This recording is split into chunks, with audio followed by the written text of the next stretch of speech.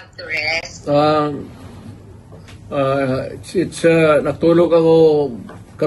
Natulog kami buong araw, ma'am. That's nice to hear. Okay, sir. Unang-una, how are you po? Talagang ang daming gusto magtanong, kumusta po si President Duterte? Sa awa ng Diyos, okay ako. Wala nga. Okay, sir. Hindi na po ako magpapaligoy-ligoy po, sir. Nitong weekend, lalo na kahapon, ang dami hong nagulantang at nagpanik dahil dun sa balita. Ano po ba talaga ang nakarating sa inyo, sir? Meron daw po ba kayo talagang warrant of arrest? Ano po? Alam mo, ma'am, what is circulating in the city of Manila, it's almost the same that's being bruited around dito because of the, communications. Very easy. As a matter of fact, it's almost instant. Ilang segundo lang. So, ang masasabi ko, ma'am, is though I do not claim ignorance about the moves before and long before and after a few months of respite, nandiyan na naman yung issue. So, I guess this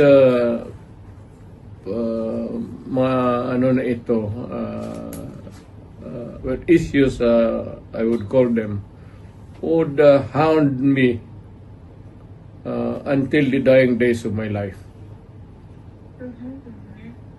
Okay. So, ano to, sir? So, they won't really stop. Again? So, talagang hindi sila titigil, sir? No, as I remain, mainly if I remain to be a politician all the year round. But it might simmer a little bit down the line. Siguro pag hindi na masyado ako active. But for as long as I am there in the political arena of the Republic of the Philippines, I would be a constant, not really issue, but a good copy for whatever I say or whatever I do, and what happened yesterday and what will happen tomorrow. Alright. Ganon kayo. Sir, okay. Sir, does this bother you, sir? Itong mga naglutangang information na meron ng warrant sa inyo? Warrant of arrest? Alam mo, ma'am, sa totoo lang, I have been in politics for almost nearly 30 years. Been mayor, lahat ng klaseng issue. Firstly as vice mayor, then congressman, then as president. Hindi ko naman siya nasabi minamaliit ko. Pagyayabang yan eh. But it's almost an day in, day out, month long, year after year. It's has become an irritation, really. Especially if patanda ka na and you still have to deal with the same questions and issues until now. Pero I take it as part of my political life. Kasi nandyan early on, nagpasok ako sa gobyerno as a prosecutor that verily as early as ilang taon lang pumasok na ako sa politika. Okay. Sir, kung sakali nga po na meron at kayo ay pasoman po, will you appear? Again, ma'am. If ever na meron nga po talaga, kung talagang totoo nga itong warrant of arrest ng mga lumutang, kung sakaling meron nga talaga, what's your plan po? Will you appear kung sakaling ipasoman po kayo, sir? I would say that not really appear on non-appearance, but I will deal with the problem directly, frontally. as a lawyer, gagamitin ko na yung pagka-abogado ko. Okay, sir. So, suffice to say that you have been prepared for this po, Mr. President? For the longest time. For the longest time since, as far as I can remember, maaga ako nung ilang years early on, so that would be around siguro, put it lightly, mga first 5 years, first term, second term, nandyan na yan. So, I have learned to deal with the problem directly, frontally, and walang pasikot-sikot. Alright. I have Sir? been very frank all these years. Alright. Okay.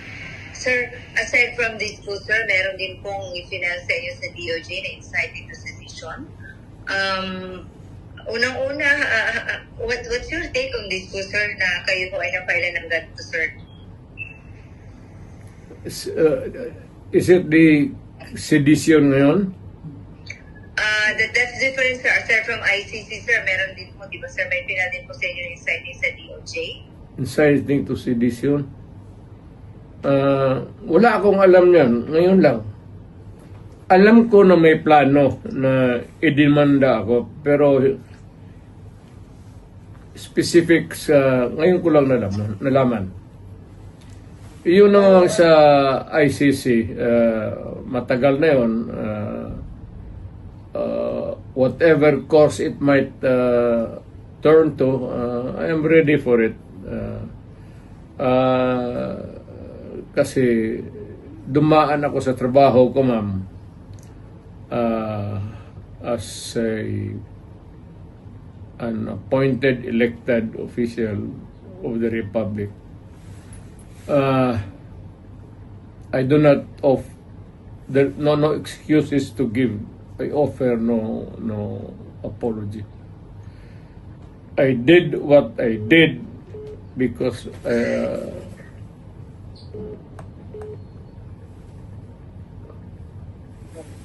Okay. Well, sir. to continue, I said I did what I had to do kasi trabaho ko at ginawa ko.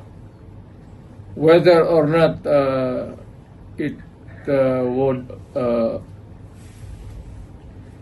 run me down or push me up, it's too early on it for history to make the accurate count. Wala ako. I do not want to judge myself, except that I answer the problem, the questions, whenever it crops up. Alright.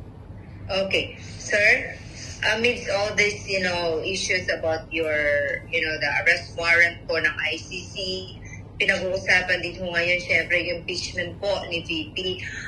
Is it true that are you really going to join his defense panel, Mr. President? In her, rather, defense counsel po. In her defense team. Ma'am. Yes. You still join, sir? Pero Yes. you want the defense, the lead counsel anymore, sir? Well, I will deal with the multiple problems as they come along, and there will be a lot of them. But the basic issues remain the same. Alright. Sir, nakapag-usap na po kayo ni VP? She was beside me a few minutes ago, after dinner. Alright. That's good to hear you had dinner together. Sir, ano pong pinayo niyo sa kanya, sir? If there's any po. Na pag nawala ako sa political scene, either natanggal ako o namatay ako or whatever, for any reason, sabi ko sa kanya, hiningi ko na sa Pilipinas na tulungan ka pagdating ng panahon mo. At tumakbo ka ng presidente. At continue. Hindi ko hinarang yan, ma'am. Ngayon na lang. Of late. Because I think I'm pretty with this kind of problem pa ulit-ulit. Sabi ko, sige, sundin mo na for all the unanswered issues, ikaw na ang magpatuloy ng sumagot. At kung mapresidente ka man, sundin mo lang yung style ko at okay ka. Wag kang matakot, sabi ko, makulong ka. So did you say sundin ang style mo? Oo. Anong particularly, sir, ang style ni PRRD ang gusto niyo makuha po ni VP Sara para okay talaga? You cannot change the Philippines overnight into a trouble-free country. But you can minimize the misery of the people in the hands of the oppressors and the criminals and all. Pwede mo na rin patayin lahat para isang hearing na naman.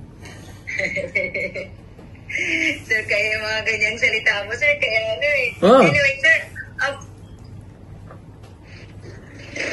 tama yan. sir, napag-usapan niyo pa ni VP about sa kanyang impeachment, sir?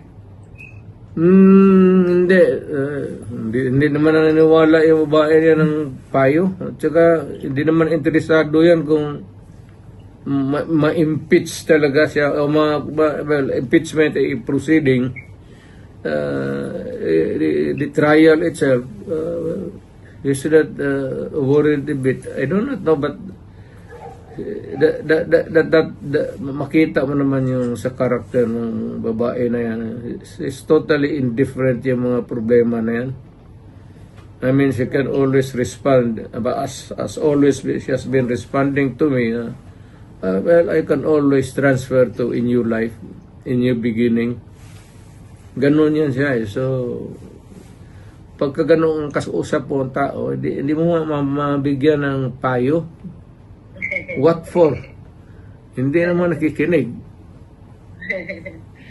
Okay. Sir, what made you change your heart? Kasi alam namin nung una, lagi niyo pong dinidiscourage si Ma'am Inday na wag talagang tatakbo kasi you've been there. Alam niyo, ayaw niyo siyang mahirapan. What made you change your heart and mind and now you're convincing your daughter to run na po for president? Why the change of heart po? Para yung she truly loves her country.